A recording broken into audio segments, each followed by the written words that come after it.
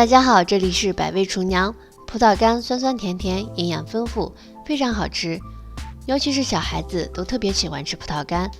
但是葡萄干加上一点白醋有什么妙用呢？今天就给大家分享一下。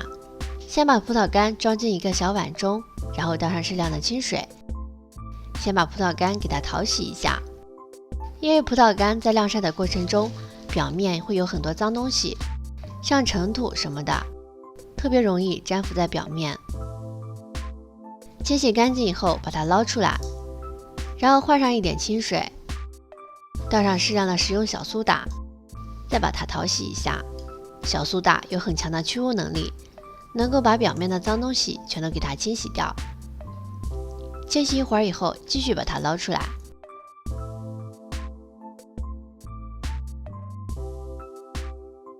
放进碗中以后，加上适量的面粉，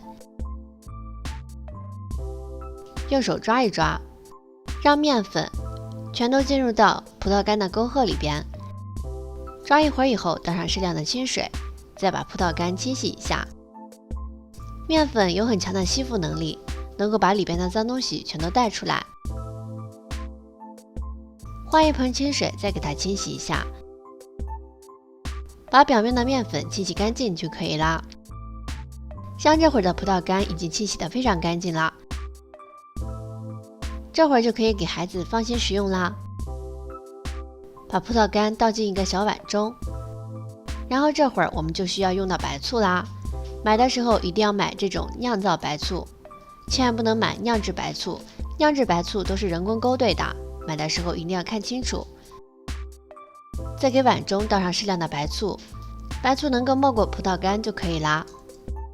尝试这种白醋泡的葡萄干，可以增加我们人体心脑血管的弹性，而且还可以促进血液的循环，对女性朋友有非常大的好处，有很好的美容效果。甚至有些朋友常吃，还可以淡化色斑，对于减肥瘦身也有非常好的作用。经常食用的话，可以燃烧体内的脂肪，达到一个塑身的效果。白醋泡葡萄干，每天吃上一勺，对身体非常好。如果你喜欢的话，记得转发收藏哦。这里是百味厨娘，我们下期视频再见。